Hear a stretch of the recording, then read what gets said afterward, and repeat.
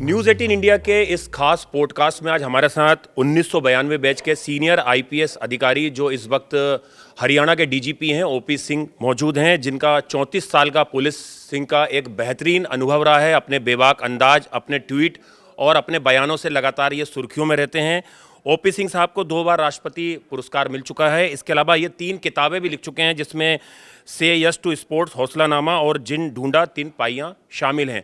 तो sir, news 18 India के इस स्पेशल पॉडकास्ट में आपका बहुत बहुत स्वागत है। जी, धन्यवाद आपका। सर, मेरा पहला थोड़ा तीखा सवाल है जी जी। जो बहुत सारी लोग जो हैं जानना चाहते हैं कि 8 नवंबर 2025 को आपने यानी ओपी सिंह साहब ने एक बयान दिया गुरुग्राम में एक प्रेस कॉन्फ्रेंस में कि थार और बुलेट चलाने वाले अधिकतर लोग अपराधी मानसिकता के होते हैं, और ये बयान आपका बहुत ज़्यादा सोशल मीडिया पे वायरल हुआ। उसके बाद एक थार मालिक ने आपको लीगल नोटिस भेजा और 15 दिन में माफ़ी मांगने के लिए कहा। सर, इस पे क्या कहना चाहेंगे? देखिए, ये कोई नई बात नहीं है। मैं आपको बताता हूँ, लेट 80s में मैं दिल्ली में डीटीसी बस से सफ़र कर रहा था। तो वो जो ड्राइवर था उसके पास एक मारुति वैन आके साथ साथ चलने लगी। तो उसने ऐसे देखा, गाली निकाली भद्दी सी, माचिस की डिबिया।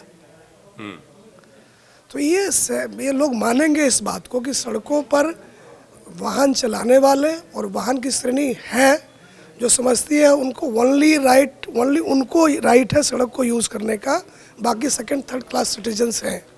इस बात को आप मानेंगे। मैं किसी गाड़ी का नाम नहीं लेना चाहता, लेकिन जो बड़े साइज़ की गाड़ियां हैं उनको ये लगता है ये सड़क उनकी है, बाकी उनकी दादागिरी में ही चले। तो आई थिंक कि बात चली होगी कि भाई क्राइम के हिसाब से गाड़ियों को जब रोका जाए तो सारी गाड़ी को रोकेंगे तो जाम लग जाएगा। तो हमें कोई टेक्निकल इनोवेशन लेके आना चाहिए। तो जो वैसी गाड़ियाँ जो एक्सीडेंट को अपना विशेषाधिकार मानती है तो उनकी चेकिंग होनी चाहिए।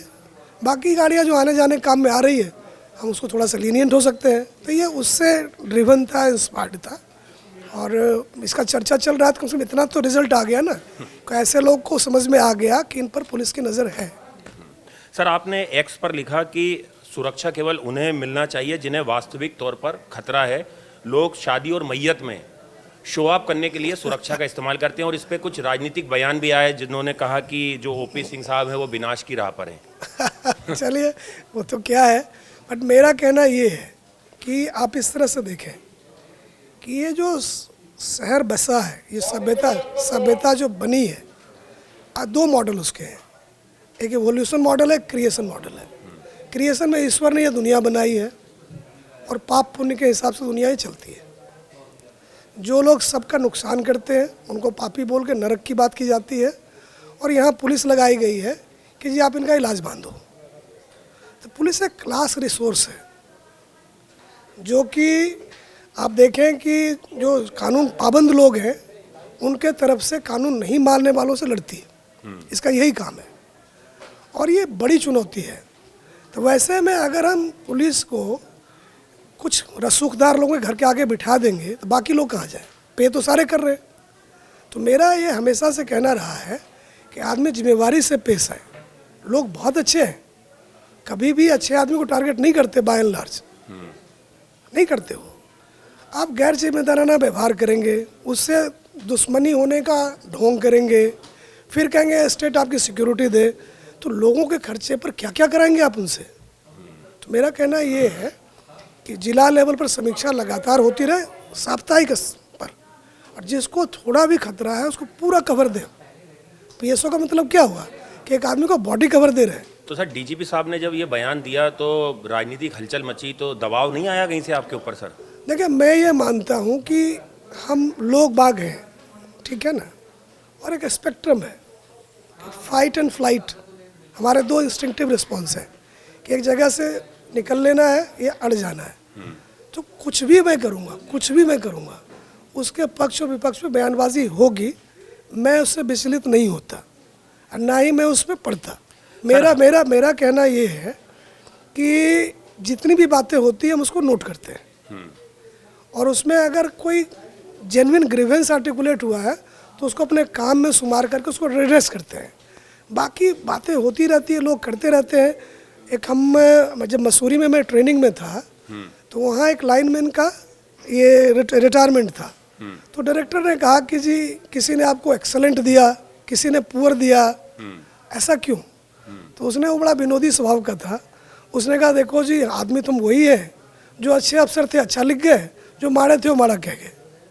तो मैं सबको ये अधिकार का सम्मान करता हूँ कि हमारा एक पब्लिक सर्विस है, जो हमारे काम से संतुष्ट नहीं है किसी कारण से, तो उनको हमारी आलोचना का अधिकार है, हम उससे विचलित नहीं होते। अगर उनकी आलोचना में कोई दम है, कोई मेरिट है, हम ज़रूर उसको अकाउंट में लेते हैं। वो कहीं के हों, कोई भी हो, किसी भाषा का इस्तेमाल करता हो, उनको मुबारक हो, हम उसको माइंड नहीं करते। सर, हरियाणा पुलिस ने कहा कि जो गैंग जीवन शैली है उस पे जो लोग सिंगर्स गाने बना रहे हैं, एल्बम बना रहे हैं, उन पर पुलिस सख्त कार्रवाई करेगी, ताकि ये जो गैंगस्टर को महिमा मंडित किया जाता है सिंगर्स के जरिए, ये पैटर्न जो है वो खत्म हो। देखिए, इस शब्द का इस्तेमाल तो आप ही करें, जो हम तो कभी करते नहीं हैं। मेरा कहना ये है कि एक सभ्यता बनी है, एक सिस्टम बना है, जिसमें कहा गया है कि जीविकोपार्जन करने के लिए ये तरीके जो ठीक है और ये ठीक नहीं है। तो डेमोक्रेसी का आधार ही यही है कि ह्यूमन ट्रांजैक्शन में वायलेंस और डिसेप्शन नहीं हो। तो जो लोग मेजॉरिटी इस बात को मानते हैं, आप किसी के पीछे लाठी लेके पड़ते हैं, किसी को ठगने की सोचते हैं, तो 100 में 95 आदमी 90 आदमी ऐसा नहीं सोचते। लेकिन जो 2 4 5 है 100 में, उनको लगता है ये मैदान खाली है, कौन मेहनत मजदूरी करेगा, कौन ट्रेनिंग करेगा, कौन काम करेगा। एक फ़ोन करके धमकाते हैं, पैसे आ जाएंगे, लोग डर से दे देंगे। इनको आप जिस नाम से भी कहें, ये चलने वाली चीज़ नहीं है। इन्हीं के साथ कोई ऐसा करे, इनकी क्या प्रतिक्रिया होगी? इनके परिवार है, इनके लोग हैं, इनको फ़ोन करके बोले कि मुझे इतने पैसे दे के जाओ, इनको कैसा लगेगा? तो मेरा कहना ये है कि भाई, सभ्य समाज का जो चलन है, उसको चलाने का ये कोई व्यवस्था नहीं कि आप ठगी में लग जाओ और बदमाशी में लग जाओ। और हरियाणा मात्र में देखें हम, 10,000 करोड़ रुपए की लागत से 70,000 की पुलिस खड़ी की गई है। ये कौन है जी? इनको पूछता कौन है? और जो गाने बजाने वाले हैं, ये भी वैसे ही बाइके टाइप के हैं। भाई, तुम ऐसा क्या हो गया कि तुम एक रास्ते को प्रमोट कर रहे हो जिसको पता है कि उधर लोग जाएंगे, तो क्या बनाना चाहते हो उस देश को? आप 1000 साल की गुलामी के बाद एक देश हाथ लगा है, इसको अच्छा बनाओ। आप ऐसे कह रहे हो कि भाई जो है सो ये जिनके हाथ एक कट्टा लग गया वही मालिक है इसका, यहाँ के, ऐसे थोड़ी हो सकता है। सर, आपने जब आप डीजीपी बने हरियाणा के, तो आपने एक लेटर लिखा और ये कहा कि हरियाणा में दुर्भाग्यपूर्ण घटनाओं के बीच मैं डीजीपी बना हूँ और ये कोई अवसर नहीं है। और आपने ये भी कहा कि बड़ा ओहदा तो मिला, लेकिन बंद कमरे में मीटिंग खेलने के लिए नहीं बना है, और फील्ड में उतरा हूँ। 50 दिन में या तो बदमाश जेल में रहेंगे या पैर सिर पर लेकर घूमेंगे। इसके क्या मायने हैं सर? ना, इसके मायने ये है, देखिए होता क्या है कि आबादी कम थी, एक थानेदार होता था, लोगों के प्रति कोई जिम्मेवारी नहीं थी, थानेदार ने जो कर दिया फाइनल। मुझे याद है, ये बुलेट मोटरसाइकिल पर लोहा सिंह दरोगा की बात होती थी, अपना साइलेंसर खोल लेता था और 5 किलोमीटर दूर से उसकी फटफट की आवाज़ आती थी और लोग सड़क छोड़ देते थे डर के मारे। ये पुलिस थी। पुलिस का बहुत पुरानी कहानी ये नहीं है। मतलब ये नहीं चाहिए जी, देश आज़ाद है। यहाँ के लोग जो है, गलती और बेवकूफ़ी के लिए सज़ा उनको नहीं मिलनी चाहिए। बदमाशी तो किसी को करना ही नहीं चाहिए, चाहे पुलिस हो चाहे प्राइवेट आदमी हो। तो ये जो आप कह रहे हैं कि हमने फिर जब मैं इधर आया, तो नॉर्मली क्या होता है कि बड़ी सी मीटिंग हो गई, अफसर आ गए और अपना बातचीत हुई, चला गया। नीचे की जो कांस्टेबलरी है, जो हमारे फुट सोल्जर्स हैं, हमारे जो इंस्पेक्टर्स हैं, ASIs हैं, उनको पता ही नहीं मीटिंग में हुआ क्या। एक अंग्रेजी की चिट्ठी सर्कुलेट हो गई, वो कोई पढ़ता नहीं है। तो हमने कहा कि एक पेज में हिंदी में मैं लिखूंगा कि भाई हमारे फोर्स से हमारी ये अपेक्षा है, और अपेक्षा 3 है। जैसे कि ऑनरेबल चीफ मिनिस्टर से हमारी बात होती है, उनको 3 चीज़ से दिक्कत आती है कि भाई देखो, ये धींगा मस्ती नहीं होना चाहिए, कोई कि ये दे दो वो दे दो, क्यों नहीं दोगे, वो नहीं होना चाहिए। दूसरा, ड्रग्स पर थोड़ा ध्यान रखना चाहिए कि ये लड़के इसके चक्कर में ना पड़े। तीसरा है कि शहर जो है ना, वहाँ कोई क्राइम डेन डेवलप नहीं हो, जहाँ बदमाशी, शराबी शराब पी रहे हैं, सट्टे खेल रहे हैं, ड्रग्स, ऐसा नहीं होना चाहिए। ये 3 चीज़ें। तो हमने अपनी फोर्स को कहा कि जी इसी बात की तनख्वाह, इसी बात के हम हैं कि कोई आदमी नहीं मिलना चाहिए जो 2,500 रुपये कट्टा लेके पूरे शहर को आतंकित करे। हमें कोई यहाँ ड्रग्स बेचने पीने वाला नहीं चाहिए, और कोई ऐसी जगह नहीं जो नो गो एरिया हो। तो ये बात हमने सीधी अपने फोर्स से करी, उनका समझ में आई। हमको लगता है कि हमने हिंदी लेखन को एक अस्तर दिया। इसके बहाने लोगों को लगा कि हिंदी शासन की भाषा हो सकती है। सर डीजीपी साहब कहते हैं कि सहवाग वाली स्टाइल अपनाओ और फर्जी कॉल से बचो। जी। और ये भी कहते हैं कि अगर कोई डिजिटल अरेस्ट की कॉल करता है तो पहले उसको 100 गालियां दो और उसके बाद फिर पुलिस को फोन करो। बिल्कुल बिल्कुल। देखिए जी, हमारा जो, मैं अपने रोल को समझता हूँ, लोग मुझे देखते हैं कि क्या मेरी भाषा, मेरा तौर तरीका ऐसा है जो बदमाशों के समझ में आएगा। तो मेरा निजी शब्दकोश मेरा ये नहीं है। जो हमारे रोल की दरकार है मैं वो भाषा बोलता हूँ। जो व्यापक जनहित में मुझे कहा जाना चाहिए वो कंटेंट में लेके आता हूँ। तो मैंने सहवाग की बात इसलिए की, मैं कहीं उनका इंटरव्यू देख रहा था तो उनकी बैटिंग बहुत दिनों से नहीं चल रही थी।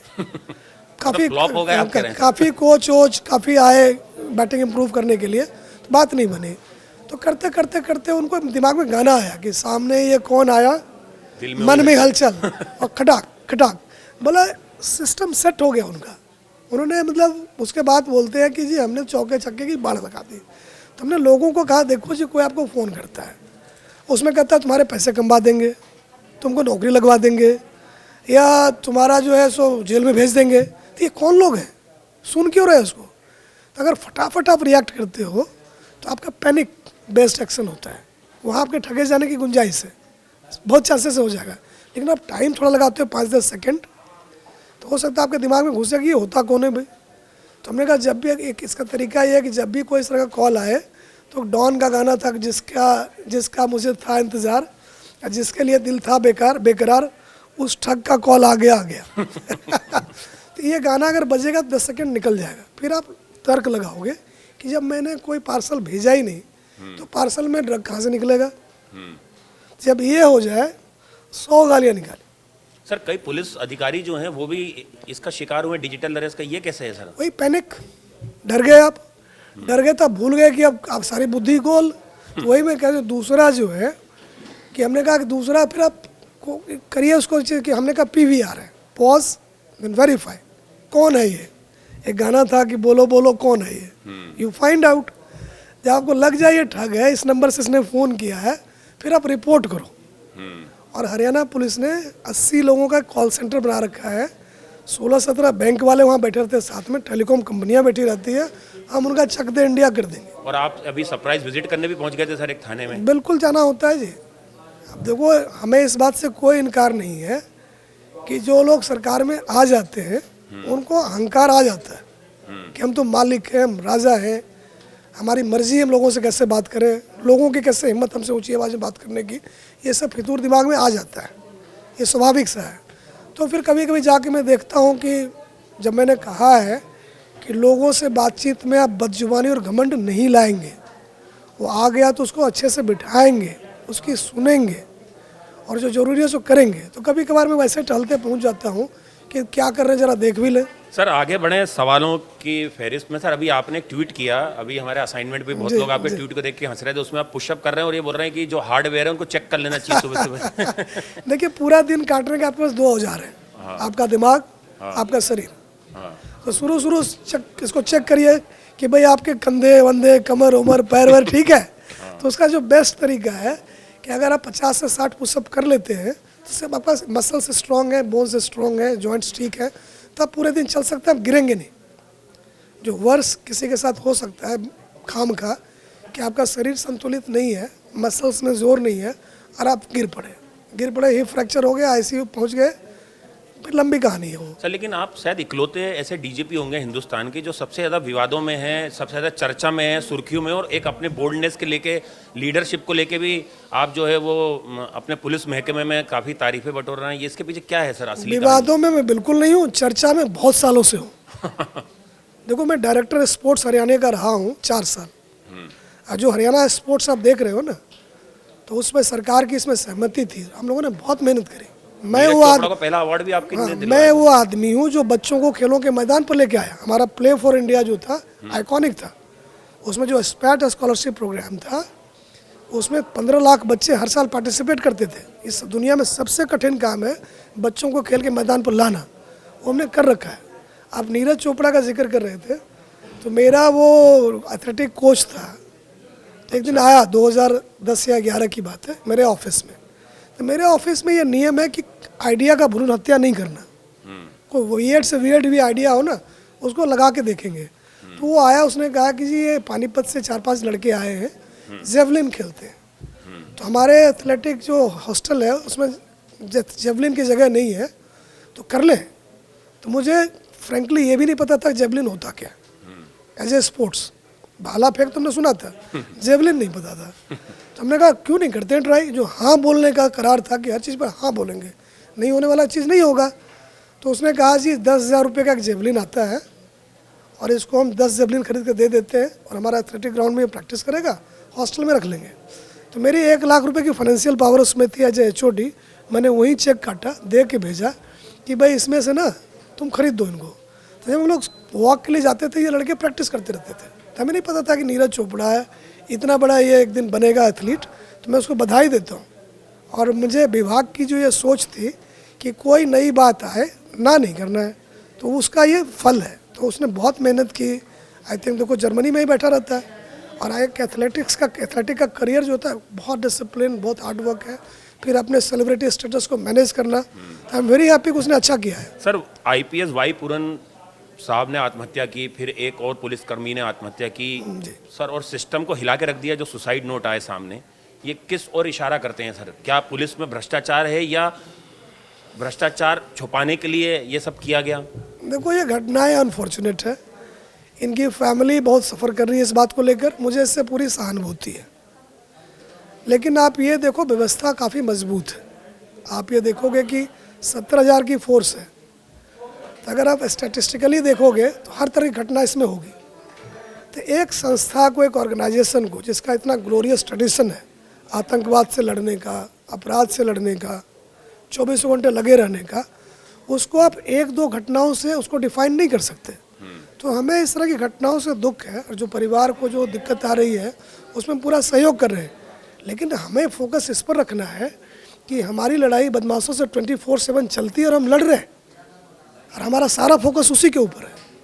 शशि थरूर साहब ने भी आपकी तारीफ की है सर, फिटनेस मंत्र को लेके। जी, फिटनेस को लेके उन्होंने नहीं किया था। मुझे याद है ये 2013 की बात है। तो जब मैं डायरेक्टर स्पोर्ट्स से मेरा ट्रांसफ़र हुआ तो हमने अपने अनुभव पर एक किताब लिखी कि सरकार में अगर चेंज लेके आना है तो हमें 2 तरीके अपनाने चाहिए कि आपको जो भी मॉडल है वो रेवेन्यू न्यूट्रल हो, एडिशनल बजट नहीं, फिर वो दिक्कत होती है उसमें, और रीट्रेनिंग न्यूट्रल हो कि जिसके थ्रू आप लागू करना चाहते हैं उसको नया ट्रेनिंग की ज़रूरत नहीं होनी चाहिए। तो हमने वैसे ही उनको ईमेल भेजा कि हमारी ये किताब है तो इसका आप विमोचन करना पसंद करेंगे। तो उन्होंने कहा नहीं, मैं तो उसका फॉरवर्ड उन्होंने लिखा, विमोचन के लिए आए और हम लोग उनके देखते थे अखबार में लेखन, फोटो, लगता था कितने बड़े आदमी हैं। उसमें शिक्षा मंत्री थे वो, तो उन्होंने फॉरवर्ड लिखा, आए, और मेरे लिए वो बहुत बड़ा दिन था जब उन्होंने अपने भाषण में कहा, मुझे याद है कि he wrote it briskly, succinctly, in a fluid prose. मेरी अंग्रेजी की तारीफ उन्होंने करी।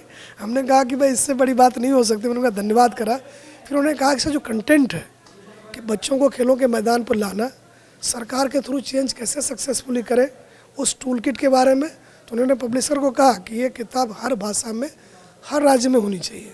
तो मैं बड़ा उसको अभी भी उनका मैं धन्यवाद करता हूँ। सर DGP OP सिंह साहब अभी विजिट पे निकले थे सरप्राइज चेक करने के लिए पुलिसिंग कैसी चल रही। तो आपने एक SHO साहब को पूछा भाई कि तुम्हारी 25 साल की नौकरी हो गई है, कभी गोली चलाई है? और फिर ये भी पूछा आपने कि 5 गैंगस्टरों के नाम बताओ। जी नहीं, आप देखें ना जी, ये आप देखेंगे अफसर्स को घूमते हुए तो सादे कपड़े में घूमते रहेंगे, यूनिफॉर्म में, उनके पास वेपन नहीं होगा। तो हमने कहा जी आपने लड़ाई पहले ही सरेंडर कर दिया कि आपने क्रिमिनल्स के आमने सामने होना ही नहीं। तो मैंने इनको कहा देखो जी मेट्रो रेल वाला ना जो ब्लू लाइन और येलो लाइन है कि क्रिमिनल येलो लाइन में चल रहे हैं, ब्लू लाइन में चल रहे हैं, आपने आमना सामना उनका करना ही नहीं है, तभी ना आपके पास हथियार नहीं होता है। ऐसा थोड़ी कि आमना सामना हो गया तो आप ये कहेंगे कि ठहरो आज सीज फायर कर लेते हैं और जरा बंदूक ले आऊँ मैं। तो हमने ये ड्रामा बंद करो जी, आप मोनो रेल चलाओ। अगर क्रिमिनल A से B की तरफ आता है, B से A की तरफ जाओ, उसको रास्ते में रोको। तो हमें बड़ी खुशी है कि फोर्स ने इस मैसेज को पॉजिटिवली लिया और हमारे यहाँ वारदात होगी, मुझे पता है बदमाश हैं वो इसी काम में लगे रहेंगे, उनको हम जेल छोड़ के आते हैं, फिर वो बेल होके आते हैं, करते हैं वो। लेकिन हमारा जो रिएक्शन टाइम है और जो सक्सेस रेट है वो काफ़ी हाई गया है। तो अब जो वारदात हो रहा है, अब कल भी देखेंगे 2-3 ब्लाइंड मर्डर केस थे, 3-4 दिन में सुलझा लिया। तो पुलिस हाईली मोबिलाइज्ड स्टेट में है, लगी रहती है। तो एक तो अपराध रोकने में हमें सफलता मिली है, हो गया उसको सॉल्व करने में मुझे कामयाबी मिली है। तो हमने फोर्स को बधाई देना चाहेंगे इस बात का कि उन्होंने अपने काम को गंभीरता से लिया है। और जो हमने ये कहा कि क्रिमिनल्स इंटरसेप्ट होने चाहिए जी, प्रिवेंट होने चाहिए, हम तमाशबीन नहीं है। तो सर आपने एक और बयान दिया कि रोज शाम को हरियाणा में शराब के ठेकों पर पुलिस की ड्यूटी लगेगी। जी जी, नहीं, ठेकों पर ड्यूटी की बात मैंने नहीं की। हमने ये कहा कि भाई हाईवे पर आपका ठेके लगे हुए हैं तो वहाँ से खरीदने तक तो ठीक है, पी के चलाने वाला काम तो ठीक नहीं है। जेल जाएंगे सीधे? बिल्कुल जाएंगे, क्यों नहीं जाएंगे। देखो ये जो है ना जी, it is murder with a blunt weapon. आप जो एक्सीडेंट करते हो ना, अगर आप पी के गाड़ी चलाते हो तो आप लाठी वाठी से नहीं, पीट के गोली नहीं चला के ट्रक चढ़ा दे रहे हो, तो इट्स काइंड ऑफ मर्डर। हम कैसे होने दे सकते हैं इसको। सर आपने एक शेर लिखते हुए कहा कि वो मेरा दोस्त है, दगा करे वो किसी से तो शर्म आए मुझे, और समाज में ऐसा माहौल तैयार करना ज़रूरी है जहाँ पर शेर और बकरी एक ही घाट का पानी पिए। आपके दो सवाल हैं। हाँ। तो पहला जो आप कह रहे हैं तो बड़ा अच्छा शेर है कि वो मेरा दोस्त है, सारे जहाँ को है मालूम, दगा करे वो किसी से तो शर्म आए मुझे। तो ये जो पुलिस फोर्स है, हम एक ही खाकी पहनते हैं, सबको पता है ये हमारे आदमी हैं। जब ये किसी से बदसलूकी करते हैं, किसी से उगाही की कोशिश करते हैं, किसी का काम नहीं करते हैं, कोई तकलीफ में फ़ोन किया ये नहीं जाते हैं, शर्म मुझे आती है। लोगों को पता है ये हमारे आदमी है। तो हमने कहा कि भाई थोड़ा जरा शर्म कर लो, मेरा ध्यान करो, मेरी बड़ी बेइज्जती होती है। तो मुझे लगता है ये फोर्स के साथ रेजोनेट करता है, वो इस बात को समझते हैं। मैंने उनसे जो भाषा का इस्तेमाल किया जी ना, समझ में आने वाली कहा, हमने कहा जी जो स्टेट की महिलाएं हैं उनको आप वही रिस्पेक्ट जो डीजीपी को देते हो। जो विक्टिम है, अगर किसी का शिकार होके आ गया ना, तो उसको वही रिस्पेक्ट जो एक रैंक सीनियर अफसर को देते हो। तो ये भाषा हमारे फोर्स को समझ में आती है, वो अमल करते हैं इसके ऊपर। सर आपने ये भी कहा कि सर्दी में कोई बेहाल ना हो और जी। भूखा ना सोए। जी ये क्या है सर, आपका मानवीय चेहरा है सर, कि इसके पीछे भी लोग बोल रहे हैं क्योंकि पब्लिसिटी स्टंट है सर? बिल्कुल पब्लिसिटी स्टंट है जी, इसमें क्या दो मत है। अगर ये पब्लिसिटी स्टंट है, सबको करना चाहिए। देखो जी, हम इलाके में घूमते रहते हैं, 5 बजे सारी सरकारें घर जाती है, हम अकेली सरकार हैं जो सड़कों पर होते हैं हजारों की संख्या में। कोई ठंड में सिकुड़ रहा है, कोई भूखा सो रहा है, हम क्या तमाशा देखेंगे। तो हमने कहा जी जब हम मौजूदा सरकार हैं, उस समय में जब कड़ाके की ठंड है, या कोई आदमी बेचारा कहीं गाँव से आया है, नौकरी तलाश रहा है, सोर्स कोई है नहीं, भूखा घूम रहा है, उसी सर में बहुत लोग हैं। सरकार में बड़ी स्कीमें हैं ऐसे लोगों के लिए। हमने जी आप सेतु का काम करिए, आप शाम और रात में मौजूदा सरकार है, इसकी भूमिका का निर्वाह करिए। वो हमारे नागरिक हैं, गरीब हैं तो क्या हो गया, साधन ही नहीं तो क्या हो गया, कोई भी हो सकता है। सर अभी हम लिफ्ट में आपको जब ऊपर लेके आ रहे थे तो पॉल्यूशन पे बात छिड़ी, तो आपने बोला कि ये सब प्रोपोगंडा है सर, और इस पे तो बहुत राजनीति होती है, और पराली को लेके हरियाणा हमेशा सर वो जो है सुर्खियों में रहता है। मैं तो देखिए, जो लिफ्ट में बात हुई वो लिफ्ट में ही होनी चाहिए। वैसे प्रदूषण पे क्या आपका सर ओपिनियन? प्रदूषण का देखिए ग्रेविटी प्रॉब्लम है। एक जो बोलते हैं कि स्टैनफोर्ड डिजाइन थिंकिंग मॉडल है, तो उसमें ये कहते हैं कि एक समस्या है, उसके ग्रेविटी इशूज है जिसका कोई समाधान नहीं है। तो अगर आप दिल्ली और एनसीआर में रहते हैं तो जो पराली है या पोल्यूशन है, इसका कोई फटाफट सॉल्यूशन नहीं है। तो इससे इसके बचाव की सारी कोशिशें करिए, लेकिन इस बात को लेकर दुखी रहने से आपका इम्यून सिस्टम और कमज़ोर पड़ेगा, आप और बीमार पड़ेंगे। तो आप ये विचार मन में रखिए कि चलो जी अब ये गले पड़ ही गया है, तो हम ये माने कि हमारा बॉडी इससे अडेप्ट कर गया है, हम इसको दूर भगाने की कोशिश करते रहें। पराली नहीं जलनी चाहिए, और जो गाड़ियों का इलेक्ट्रिफिकेशन चल रहा है उसका प्रोसेस चलते रहना चाहिए। और बहुत ही अच्छा होगा अगर AQI हमारा जो नॉर्थ ईस्ट स्टेट के बराबर का हो, 400 से ऊपर है। हाँ, जो अर्बनाइजेशन के आसपास है। तो डरना इसका समाधान थोड़ी है, मुकाबला इसका समाधान है। तो हम इसके मुकाबले में लगे रहें, लेकिन खाम खा दुखी भी ना रहे कि ऐसा क्यों है। ये ग्रेविटी प्रॉब्लम है, ठीक है, डील कर रहे हैं, संस्थाएं इसमें लग रही है, और कोई ना कोई एक दिन आएगा जब हमारा AQI जो है वो अपना जो नॉर्थ ईस्ट स्टेट्स हैं, जहाँ की बिल्कुल पहाड़ों में नदी के किनारे जो होता है वो यहाँ भी होगा। सर हमने देखा कि राजधानी दिल्ली में करीबन 16 साल तक कोई आतंकी हमला नहीं हुआ था, कोई बम ब्लास्ट नहीं हुआ था। जी जी अभी हाल ही में सर लाल किला ब्लास्ट हुआ। जी। सर जम्मू कश्मीर पुलिस ने बहुत अच्छा काम किया, कई हजार kilo ammonium nitrate Faridabad police की मदद से पकड़ा गया। आपके कमिश्नर साहब ने प्रेस कॉन्फ्रेंस भी की। लेकिन दिल्ली में ब्लास्ट हो गया सर, कहीं कोऑर्डिनेशन की कमी आपको लगती है कि कहीं ना कहीं जो जॉइंट कोऑर्डिनेशन होना चाहिए था वो नहीं रहा सर, कि दिल्ली में ब्लास्ट हो गया? नहीं जी, हम लोग तो रियल टाइम थे। पुलिस कमिश्नर दिल्ली और हम और JNK DGP रियल टाइम थे। जिस मुलजिम का नाम आया, जैसे हमने कहा कि JNK पुलिस है, उनको एक इकोसिस्टम है, उनको पूरा पिक्चर का पता है। हमने फिट इन हो गए कि जी करना क्या है बताओ। तो जिसका नाम लिया आधे घंटे के अंदर उनके पास था, जिसका भी। और ये ब्लास्ट काफ़ी अनफॉर्चुनेट है, बट हम कहें कि जिस तरह से कोऑर्डिनेट एक्शन हमने लिया, सारे पकड़े गए। ये भाग भूग जाते, कहीं भी कुछ भी कर लेते। तो आप ये देखें उसके पहले की कार्रवाई, घटना के बाद की कार्रवाई किसी भी प्रोफेशनल सिक्योरिटी एजेंसी के लिए एक केस स्टडी है कि कैसे हमने, जैसे ये बात का पता चला तो प्रिवेंशन के दौर में भी लगे रहे, और एक घटना हो गई तो कैसे हम जिन जिन लोगों ने करा था सबको कानून के दायरे में खड़े कर रहे हैं। तो हमारा एक भूमिका थी एज ए स्टेट, जहाँ ये लोग स्लीपर सेल की तरह काम कर रहे थे, तो हमने बिल्कुल ही कहा कि जी इनको लीड करने देते हैं, और इनके मतलब कहें कि एक एक्सटेंशन की तरह काम करते हैं, और ये जो कहते हैं फटाफट वो आदमी पकड़ के दो, फटाफट पहुंचो। तो पुलिस काफ़ी मोबिलाइज्ड स्टेट में थी और हमारा कोऑर्डिनेशन रियल टाइम था, इसलिए हम कर पाए। सर, हरियाणा पुलिस ने अभी बहुत सारे गैंगस्टरों को डिपोर्ट कराया है, उनका प्रत्यर्पण कराया है, और गैंगस्टर एक बड़ी समस्या सर इस बार हिंदुस्तान के अंदर। जो टैक्स पेयर है उनको सर एक्सटॉर्शन कॉल कर रहे हैं, फिरौती मांग रहे हैं, खुलेआम फायरिंग कर रहे हैं। कई ऐसे गैंग्स हैं जो एक्टिव हैं, और हरियाणा में भी ये बात किसी से छुपी नहीं है कि सर जो गैंगस्टर नेक्सस है वो काफ़ी ज़्यादा एक्टिव है।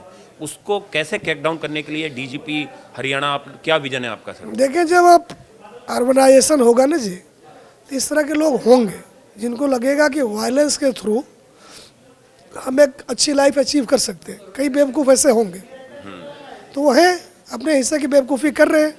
मेरा इसमें बहुत क्लियर मॉडल है कि जो बाहर घूम रहे हैं उनको घसीट के लाओ, बट जो मेरा ज़्यादा फोकस है लास्ट माइल डोमिनेशन में, कि जहाज़ कितना भी बड़ा हो जी, लैंड तो एयरपोर्ट पर ही करेगा ना, ATC होगा। तो हमने SHO को कहा कि आपका इलाका है, आपके पास फोर्स है, तेज़ चलने वाली गाड़ी है, हथियार है, तो आप बाहर निकले। और जो इस तरह के लोग हैं कि आखिर कोई तो आके गोली चलाता है, तो एक अपराध करने के पहले कितना लंबा चेन है उसका, कि एक टारगेट आइडेंटिफाई करते हैं, फिर लोकल उसका कोई रेकी करने वाला होता है, फिर ये रेकी करते हैं, विक्टिम के मूवमेंट को देखते हैं, फिर वहाँ इंटर करते हैं। अगर मतलब कि वो नहीं रोके गए तो वारदात भी करते हैं, फिर भागते भी हैं, कहीं स्टेशन होते हैं, मतलब कहीं तो इनको पकड़ो।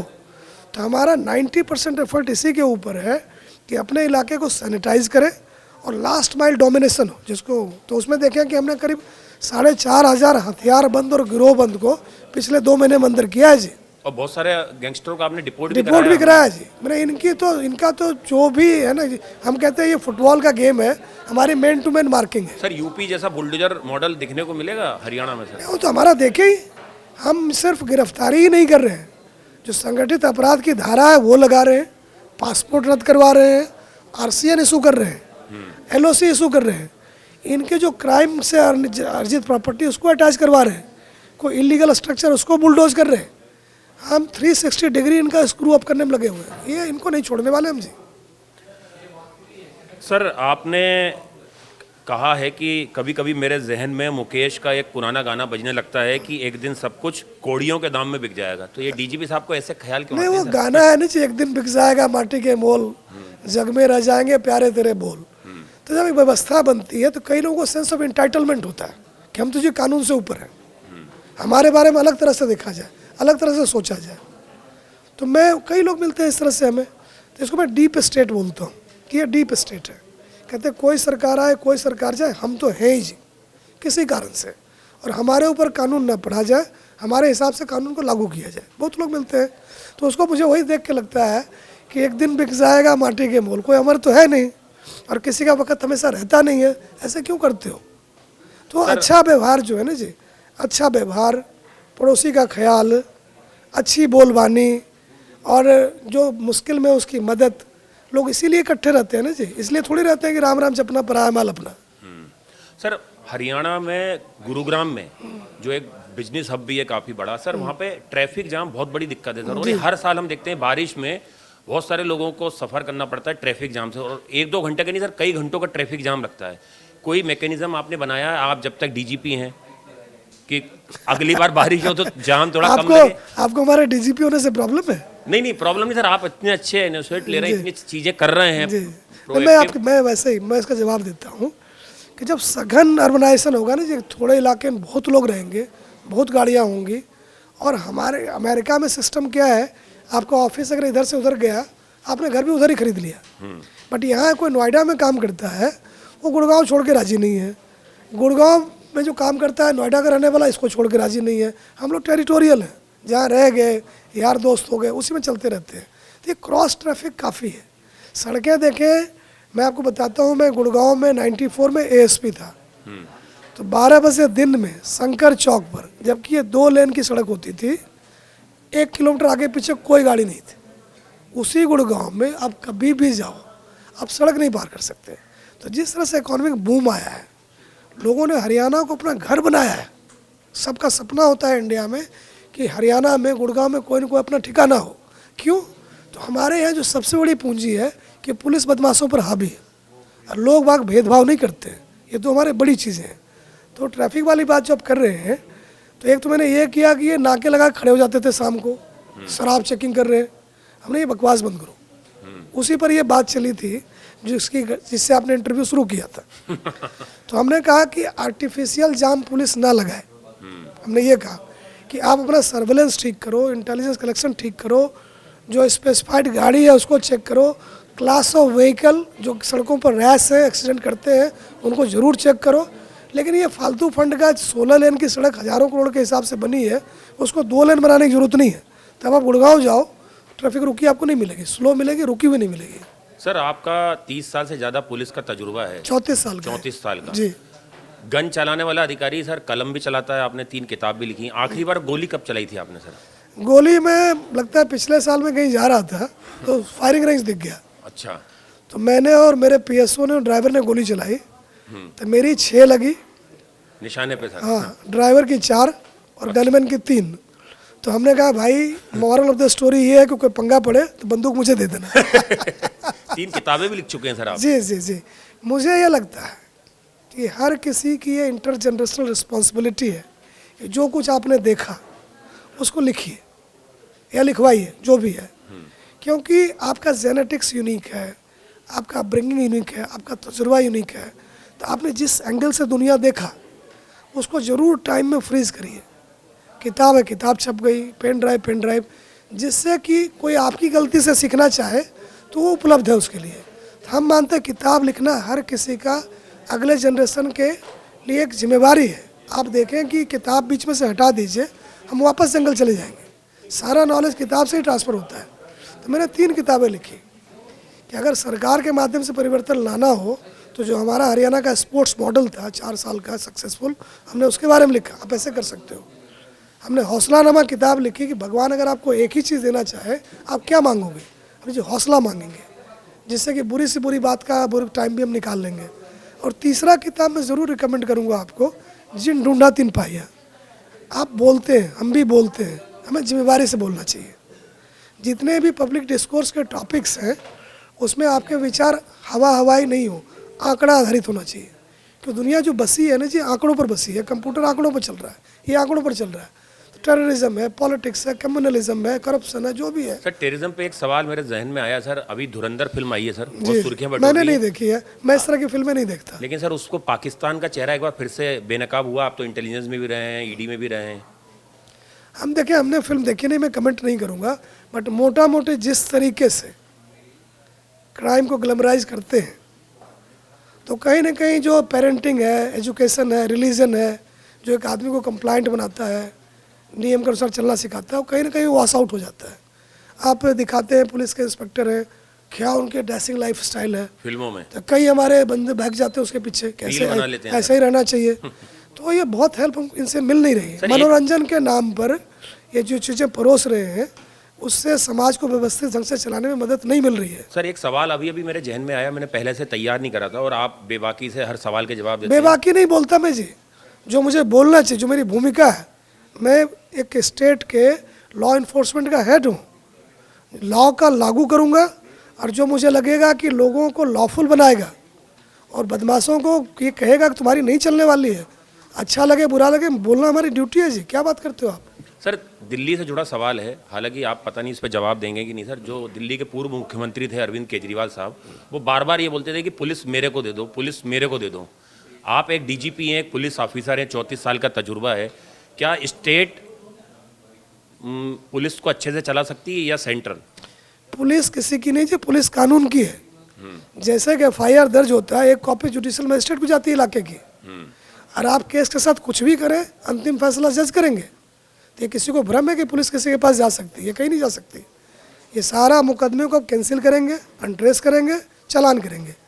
अब जो जो जो ऑनरेबल जज होंगे उनके ऊपर देखना है कि उनको केस का करना क्या है। अगर कैंसिल भी कर दो जी ना, वो री इन्वेस्टिगेशन करवा लेंगे।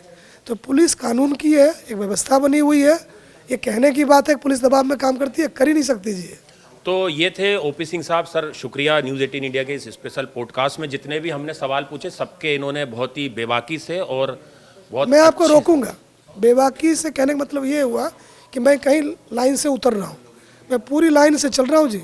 हमारा ऑल इंडिया सर्विस रूल्स है, मैं उसके हिसाब से काम करता हूँ। तो जो मुझे एक मेरा एक रोल चल रहा है अभी कि मैं लॉ इन्फोर्समेंट का हेड हूँ, तो जो भी जनहित में है, जो जन सुरक्षा में है, मुझे जो लगता है मैं बोलता हूँ। मुझे पता है कि इस क्रम में जैसे गलतियाँ होंगी, बेवकूफ़ियाँ होंगी, इस भय से मैं चुप नहीं बैठूंगा। हमने पॉलिसी डिसीजन ले रखा है कि इन एक्शन और एक्शन में एक्शन चुनूंगा, और बोलने और चुप रहने में बोलूंगा। देखिए यही सर का स्टाइल है। सर ने हमें बीच में टोक दिया, तो फिर एक पॉडकास्ट के साथ हम मिलेंगे।